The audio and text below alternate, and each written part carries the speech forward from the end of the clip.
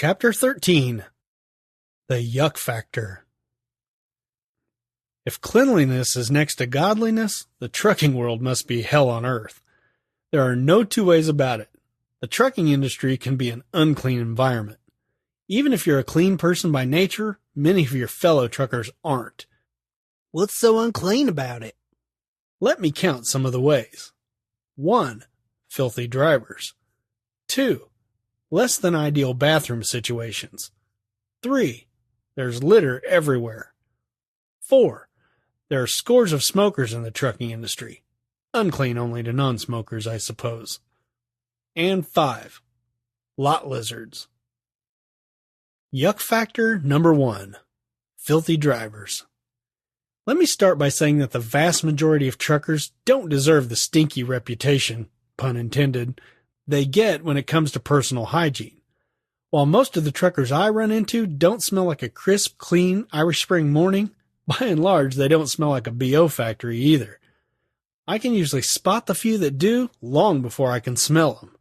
Now how can you do that? By using what I call the Pigpen theory. Remember Pigpen from the Peanuts cartoons? Pigpen was the poor kid who was always filthy and had a cloud of dirt that constantly lingered around him. Charlie Brown and the gang always left plenty of space surrounding Pigpen.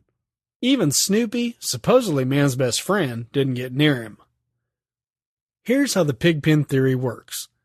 Sometimes I'll walk into a truck stop and notice a long line at the fuel desk. Let's say there are 8 people in line. 3 are right behind each other at the register, then there's a big gap, then the other 5 people. Guess who's Pigpen? It's person number 3.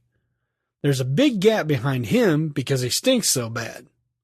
What about them 2 fellers in front of Pigpen? Victims, plain and simple. Pigpen doesn't know he stinks, so he stands close to them and traps them in. I've been that trapped victim before. One time it was so bad I got out of line and went to the back of the line at another register. The Pigpen theory is really evident in the trucker's lounge. Look for the guy with the space cushion around him and you've found Pigpen. My biggest issue with Pigpen is that there really isn't much of an excuse to stink so horribly. You see, every time Pigpen puts at least 50 gallons of fuel in his tanks, he earns a shower credit that he can use right then or later on at another truck stop within that chain of truck stops. Granted, sometimes you get stuck overnight someplace without a shower and you just can't get one. Still, I've never been in any situation that would keep me from going without a shower for more than 2 days, and even that is rare. I can usually manage to get a shower every day, even if it means I have to pay for one out of pocket every now and then. You just have to make showering a priority, which some drivers clearly don't. By the way, money spent on showers is tax deductible, so be sure to keep your receipts for income tax time. I can't recall how many times I'd watch a Pigpen pay for his fuel, which earned him a shower, go hang out in the trucker's lounge, grab a bite to eat, or even do some laundry, only to walk out of the truck stop without taking a shower. It's one thing to occasionally skip a shower because you have to pick up or deliver a load by a certain time. That's understandable. But what was that guy doing in the 30 to 40 minutes it took to dry his clothes? I guess that there are still people in this world that only take a bath Saturday night, whether they need one or not. Grody. It's not only gag-inducing body odor that makes some truckers so filthy, it's also some of their urination habits. It's a fact. Some truckers relieve themselves whenever and wherever they can. One day I was weighing my load at a truck stop. I looked over and not 30 feet away from me was a guy taking a whiz right there on the pavement in plain sight while he was fueling his truck. As if that wasn't bad enough, it was broad daylight and there were security cameras staring right down at him. The truck stop was only 100 feet away. I just stood there shaking my head in disbelief. In my entire trucking career, I've only seen 2 guys whizzing on the fuel island. The parking lot is a whole different story. Here's a gross challenge for you. Drive into any truck stop parking lot on a hot summer day, step out of your vehicle, and take a big whiff. If you don't smell urine, I'll wear a pink Speedo to Sunday school class. Why is that? Because so many drivers don't bother walking all the way into the truck stop when they've got to go. They just step out of the cab and let her rip. Moreover, some of them don't even care if you see them or not. Quite frankly, if I'm parked way out in the parking lot and the weather isn't so whoopee, I won't always walk inside either. What I always try to do is park on the outside curb of the parking lot so I can at least relieve myself on the grass if the urge strikes me. After all, God designed the earth to take that sort of punishment. Don't go judging me.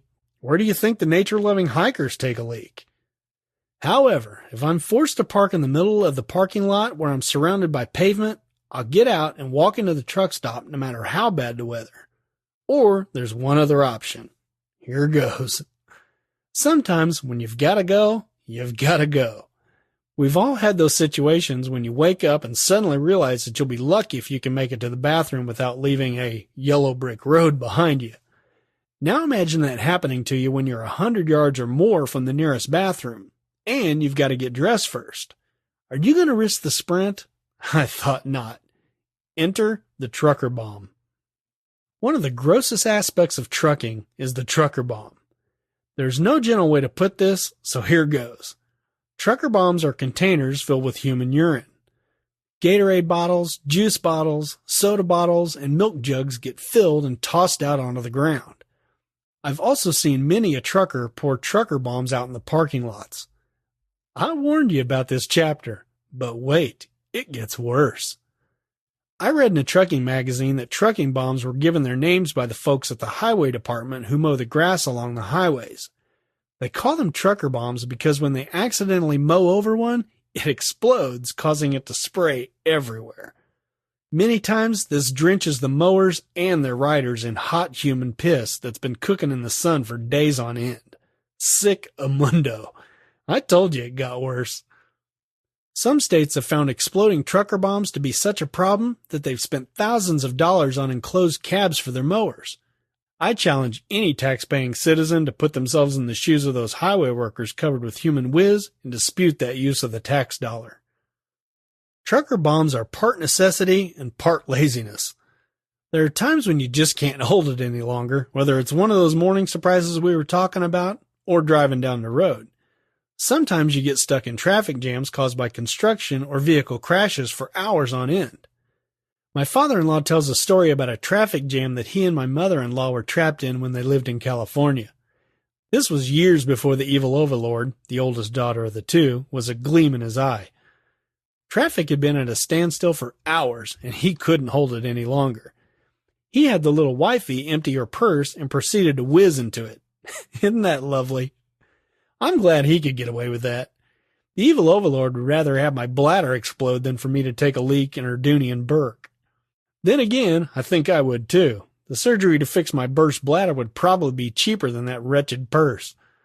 Where was I? Oh yeah, reasons for trucker bombs. Other times you'll pull into a rest area at night and there are no parking spots. So that's the necessity part. The lazy part comes when drivers don't want to take the time to pull into a rest area, a truck stop, or even hit an exit ramp to relieve themselves. Granted, finding a parking spot at a rest area at night is next to impossible, and a truck stop can be a nightmare if it's extremely busy. But why not just pull off on an exit ramp, step out, and do your deed? As I said before, it's sheer laziness. That's why. However, if you're a woman, it's perfectly understandable if you don't want your bum wafting in the breeze. This is why the trucker bomb is so dad-blame popular. You can buy reusable urine containers that are specifically designed for men or women, but they require you to dump them out somewhere. What's worse, if you don't clean it out on a regular basis, it's going to start stinking. We always kept a roll of 20-ounce cups and lids in our truck for such emergencies. You can easily pour out their contents at your earliest convenience, and they're both disposable and non-smelly. I also have to admit that out of necessity, I've let loose in a juice bottle a time or two, but I've never made a trucker bomb out of it, and I never will. I just dump the contents out in the grass and throw the container in the next trash bin I see. If you can use a proper bathroom, do so. If you must make a trucker bomb, just remember that it only becomes live ammunition if you toss it out onto the ground while it's still full of your Mountain Dew. So be like the bomb squad and defuse that sucker by pulling over and pouring out the contents. Then dispose of the bottle or cup in the next trash bin you see, rather than being a litter bug. Even if you're too lazy to take the time to pour it out, at least drop the whole thing in the trash can, piss and all, rather than tossing it out on the ground. Of course, it's illegal to dispose of human waste that way, and some unfortunate soul is going to have to empty that trash can eventually. Remember that saying, do unto others? Before you decide to toss out a fully fused, ready-to-detonate trucker bomb, put yourself in the place of that mower guy who's covered in warm urine and do the right thing. I should clarify that I'm not saying you're lazy if you whiz in a milk jug. As I get older, I totally see the convenience in that. The people I'm calling lazy are the people who can't dispose of it properly. I was sitting at the Flying J in Lyman, Colorado one day when I heard a long splatting sound through my open window. Sure enough, the next second my truck cab filled with the smell of urine. I jumped up in the front seat, leaned out the window and said, "Seriously? Are you so stinking lazy that you can't walk right over there to the grass and pour out your piss?" The grass was only 20 yards away. He looked dumbfounded as he said, "You can smell that?" I was so pissed I couldn't even form a smart aleck retort. I rolled up the window in disgust, started up my truck, and with a last disgusted look at him, I pulled out and parked way out in the back of the parking lot. Don't be this guy. 1, because it's uncool to pour out your whiz where people will be walking. 2, because it stinks. And 3, because I don't like to hate people, but I will if I have to. One last thing here, as if things couldn't get any grosser, be sure you keep some gallon-sized Ziploc bags in the truck with you. Let's just say that it isn't always a number one urge that hits you when you've been in standstill traffic for 3 hours. You catch my drift? Enough on that. Yuck factor number 2. Less than ideal bathroom situations. Well, we've covered smelly truckers and their bathroom habits. Now let's talk about the actual truck stop showers and bathrooms. Anywhere large groups of men gather, there is likely to be some sort of unpleasant smell. The truck stop bathroom, especially the one in the trucker's lounge, is one of those odorous places. Imagine that it's 7 a.m. and you go into the truck stop to do your morning ritual. There are 5 or 6 toilet stalls, all filled with grunting, farting truck drivers leaving their morning deposits. And I'm supposed to brush my teeth in there? I've tried before, and it's all I can do to keep from gagging on my toothbrush. The odor coming from that room was usually so bad that the evil overlord could smell it long before we even got there. Sometimes the ladies' room wasn't a heck of a lot better, especially in regard to, female hygiene products. Enough said on that. And you wonder why this chapter is called the Yuck Factor. Seriously though, these truck stop restrooms can be pretty filthy sometimes. I'm just going to come out and say it. Truckers are slobs, and the bathrooms reflect it. If you don't believe me, check out the photos I've linked to. There's 2 of them. One is a hole-in-the-wall little truck stop, and one is a major truck stop chain. I've also linked to an article that I've written called The Tale of 3 Trucker Slobs. You check that out. That's a good one. It's gross, but it's good. So as you can see, you can't really escape this nastiness, no matter where you go. Onward to the fascinating subject of truck stop showers. I don't know why, but where we shower always seems to be of interest to people outside of trucking. Some people didn't even know truck stops had showers in them. Did they think we just didn't shower for weeks on end, or what? Well, I guess with the way some of the truckers smell, I can see where they might get that. Want to know what truck stop showers are like before you go any further? You can. It's as easy as heading to the nearest truck stop, going to the fuel desk, and asking for a shower. It'll run you anywhere from $5 to $12, depending on which truck stop you go to. Some may hold an additional $5 deposit until you return their towel and washcloth. You can either bring a small bag with shampoo and soap, or they'll provide soap for you. Also, bring some cheap flip-flop sandals to wear in the shower so you don't end up with athlete's foot. If you don't want to go see for yourself, let me describe them.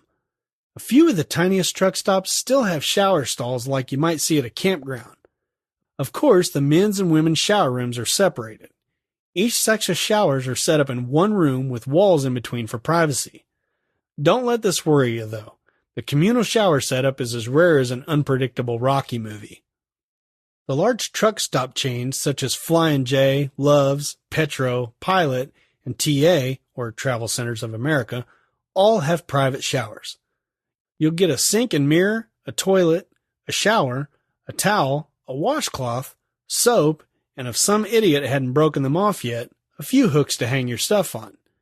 Sometimes you'll even get a telephone number that you can call to have a good time.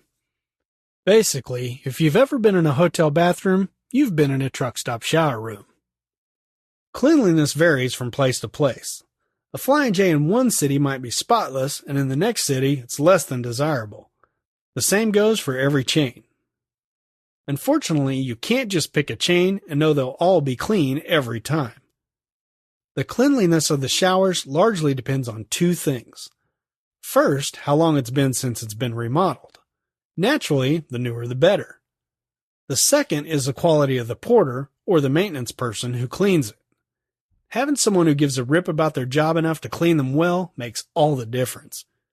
A shower could be completely spotless, or it could be completely spotless except for that big glob of muck, hair, and God knows what else caught in the drain. The evil overlord always used to say that it was refreshing just to get a towel that didn't have a couple of pubic hairs stuck to it. Sadly, there's truth to that. Most porters won't be happy with me saying this. Tipping the shower porters is appreciated, but not mandatory. However, if we get a friendly porter who has a clean shower and makes sure we have enough towels, we usually leave $1 on the sink when we leave. Some of the porters have been doing their jobs for a long time, and you get to know them a bit. It's always nice to get good service, so tip them if you get a good one. There's a friendly older Hispanic man at the TA in Amarillo that always took care of us. Once you're on the road for a while, you'll learn where the good showers are. Driver rewards cards are free money.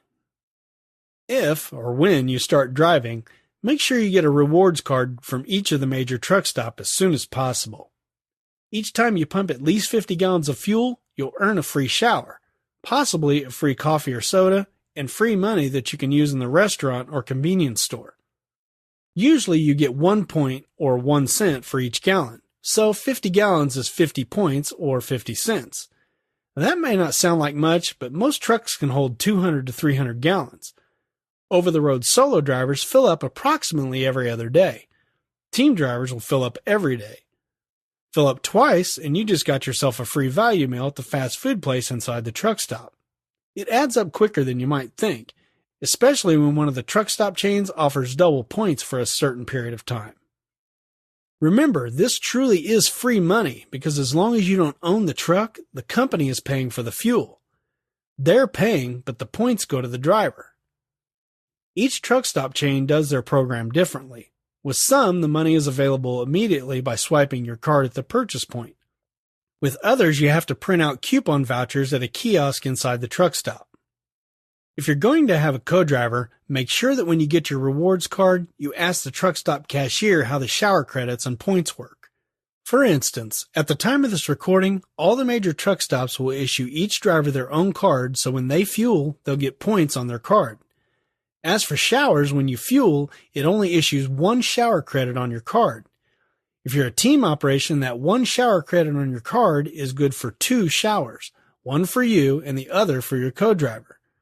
The catch is that your co-driver must be present when you redeem the shower on your card. Even if your co-driver is your spouse, you're still eligible for separate showers. This comes in handy when your wife accuses you of being a water hog and wants her own shower. Not that I would know anything about that. Some of those showers are quite small, though. Besides, it's a lot quicker getting separate showers if you're in a hurry. If you're feeling frisky and adventurous, you can always share a shower. Hubba hubba. Not that I would know anything about that, either. The problem with them only issuing 1 shower credit per team is that if you go in to shower without your co-driver, they'll deduct the shower credit from your card. When your co-driver goes in to shower later, there won't be any available on the card. You just shafted them, so don't complain when they start stinking. If you want to share a card with your co-driver, you need to make sure you split up the free money that's earned. If your co-driver is your spouse, you don't need to worry about that. The wife gets all the money anyway. Petro handles shower credits a bit differently. When you fuel at Petro, you get a shower credit and points added to your card.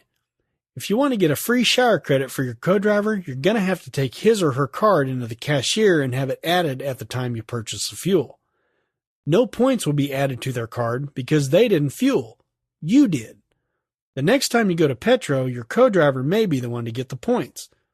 Hopefully they'll remember to get that shower credit added to your card when they fuel. Keep in mind that all of this may have changed by the time you're listening to this, so make sure you ask a truck stop employee how each card works, especially if you're in a team operation. You don't have to use your points or shower credits at the time you pump the fuel. Again, each truck stop chain has different time limits for how long shower credits are available. Showers can stay on your card anywhere from 2 to 10 days. Make sure you know in advance so you can plan for it. I recently discovered that one of the truck stop shower credits expired after 5 days. To the minute. I went in to shower 5 days and 1 hour after I fueled, and the shower credit was gone. I hate it when that happens. I'm fairly certain that some of the cards have an expiration date on points also, but it's usually like a year or so to keep you from racking up hundreds of dollars. Don't want to get a rewards card? Well, I can't imagine why you wouldn't, unless you're one of those paranoid freaks who wear aluminum foil hats to keep the government from reading their minds. If you don't want free money, that's your business, crazy fool. Just know that you still got no excuse to stink to high heaven. Even without a rewards card, you can ask the cashier for a shower voucher. Yuck factor number 3. There's litter everywhere. One of my pet peeves in life is people who litter. I just don't understand it. I'm so anal about it that if I open my truck door and a straw wrapper falls out, I'll chase it down. Maybe that's a bit obsessive. At least that's what the evil overlord says. Don't misunderstand me. The evil overlord doesn't normally litter, but if we get into an argument while we're in a vehicle and she isn't getting me riled up enough for her liking, she'll look me directly in the eyes, pull an unused Kleenex out of the box, roll down the window, and defiantly give it a casual toss. Mission accomplished. That woman sure knows how to push my buttons. Evil, I tell you. Pure, unadulterated evil. I don't think most litter bugs do it just to be vindictive. I don't think it even enters their mind. I think part of the problem is that there seems to be a generational gap when it comes to being environmentally friendly. Baby boomers just weren't raised to give a hoot. Give a hoot, don't pollute was a saying my generation heard every Saturday morning as we watched cartoons. Then there was that really sad commercial with the American Indian crying as he looked at all the litter. There's a link to both of those commercials in the text version. Unfortunately, not all my generation got the message. Apparently, many of those baby boomers' kids picked up their parents' littering habits. I think truckers may be the biggest litter bugs of them all. Think about it. Most litter you see along the highway comes from vehicles. As long-haul truckers, we live in our trucks. We're constantly accumulating trash that we've got to get rid of somewhere. Unfortunately, the trash bin doesn't seem to be many truckers' choice. Pull off on an exit ramp of any highway and take a look in the grass. There's trash everywhere, including trucker bombs. Where do you think most of that trash came from? You betcha, truckers. Numerous times, I've watched them hold their trash can out the window and dump it without a second thought. At a truck stop one day, I watched as a trucker and his young son fueled his truck. The father got up in his truck, grabbed his trash can, held it out the open door, and dumped it. The contents landed about 2 feet from a trash can. Now, how hard would it have been to step down and throw it away properly? Heck, he probably could have hit the trash can from inside the truck, provided he had bothered taking aim. I wonder what his son learned from that act. The kid was standing right next to the trash can the whole time. Thanks. I've had my gripe session now, and I feel loads better. Let me ask you for a personal favor. Give a hoot. Don't pollute. Whether you decide to start driving a truck or not, please dispose of your trash the proper way. The world is trashy enough as is. Besides, it's my pet peeve. If you do litter, I hope a cop sees you every time you do it and issues you a $500 ticket for each offense. Cheers. One last thing on littering. Smokers, do I have your attention? Cigarette butts are considered trash. This is not my opinion. It's the law's opinion. Please don't toss them out the window. How do you think some of these forest fires start, Einstein? While we're on the subject of smokers. Yuck factor number 4. There are scores of smokers in the trucking industry. If you're a smoker, I guess this really wouldn't fall into the yuck factor. However, if you're a non-smoker, you'd best prepare yourself to bite the bullet and your tongue because non-smokers are the minority group in trucking. It's really hard to grumble about smoking when nearly everyone around you is doing it except for you. The evil overlord and I don't smoke and never have, but many people in and around the trucking world do. Be prepared to walk through clouds of smoke at every entrance to the truck stops, some repair shops, some shippers and receivers, and even floating over to you from the truck park next to you. And let's not forget the fuel island, where you can occasionally see some moron with a cigarette hanging out of his mouth as he looks down over his open fuel cap. Brilliant. Anyway, if you're required to be there, try to deal with it without a bunch of hand-waving and excessively loud whining. After all, the last time I checked, this is America and people have the right to smoke if they so choose.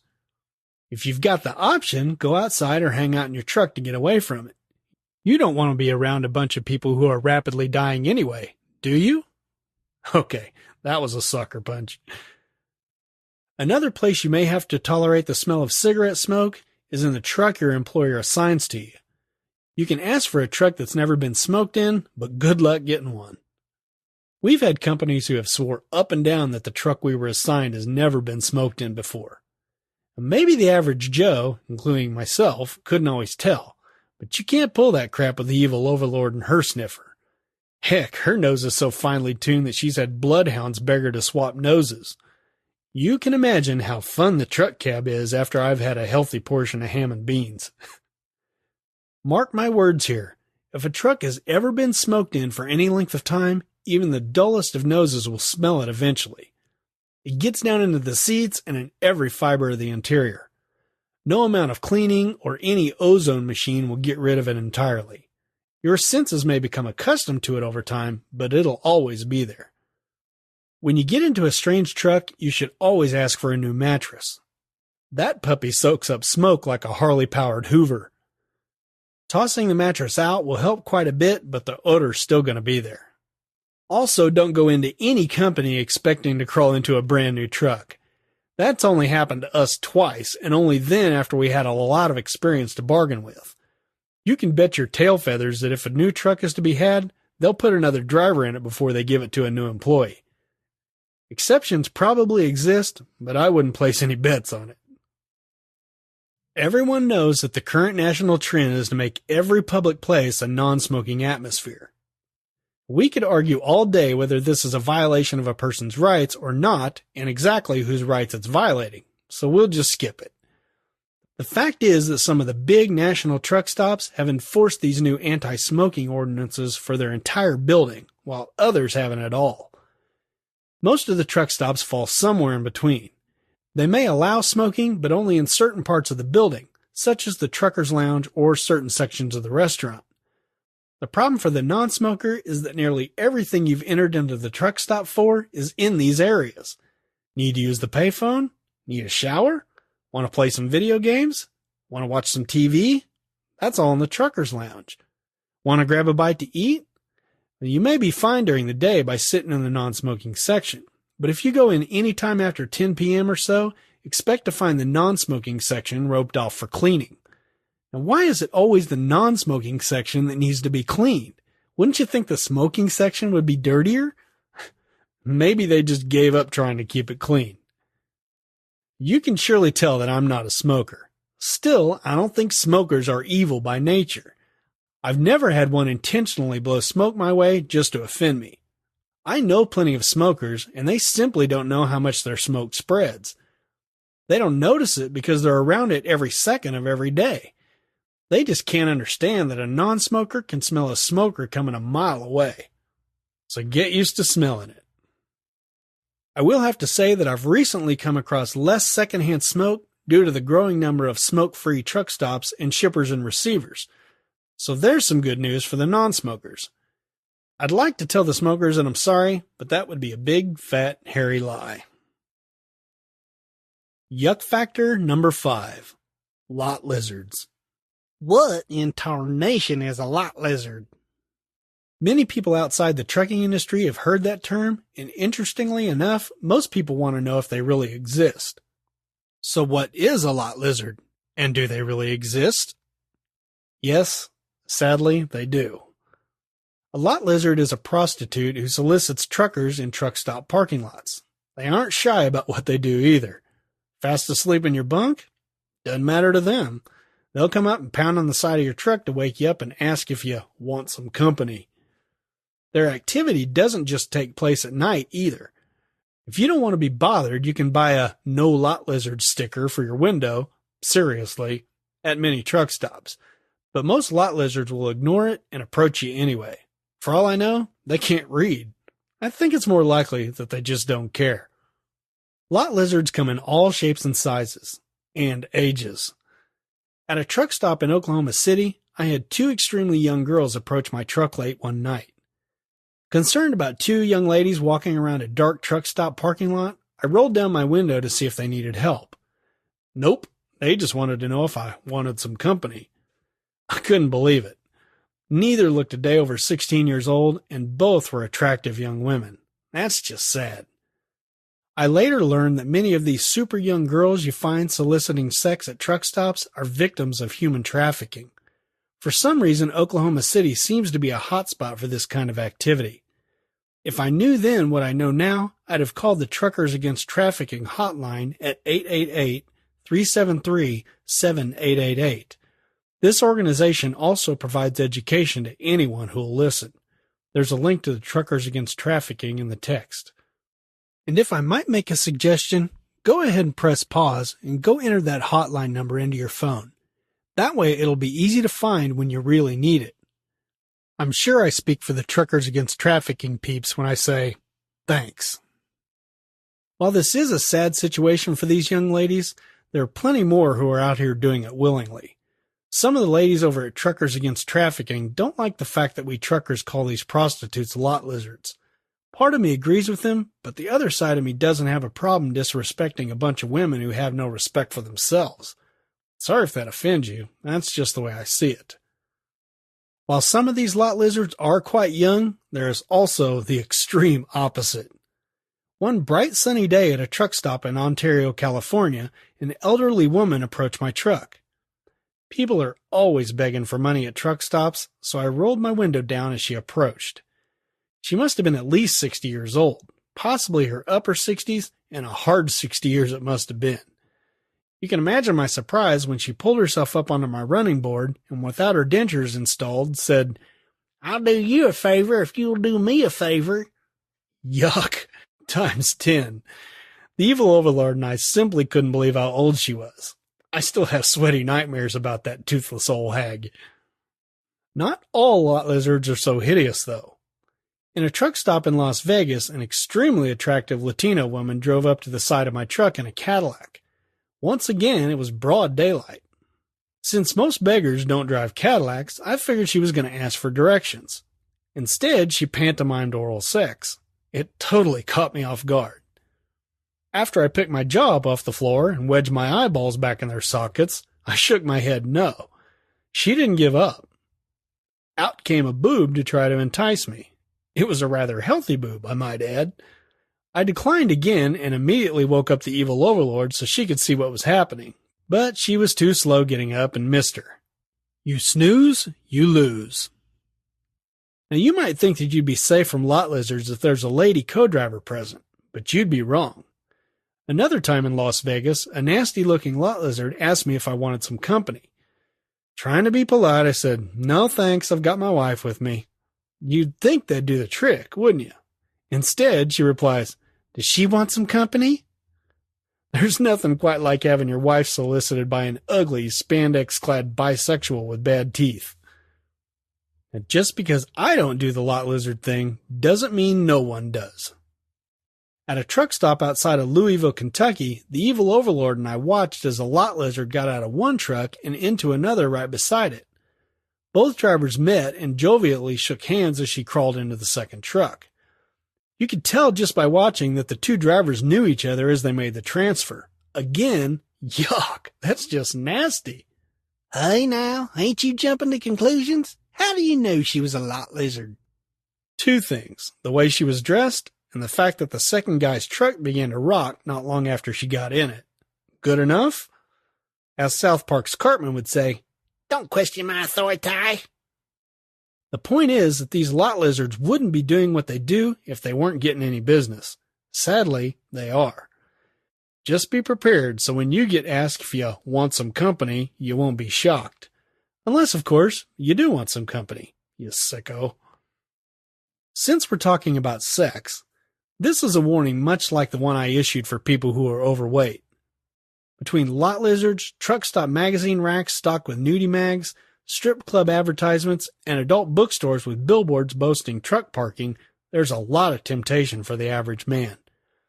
That's why trucking may not be a wise choice if you've ever struggled with pornography or infidelity in the past.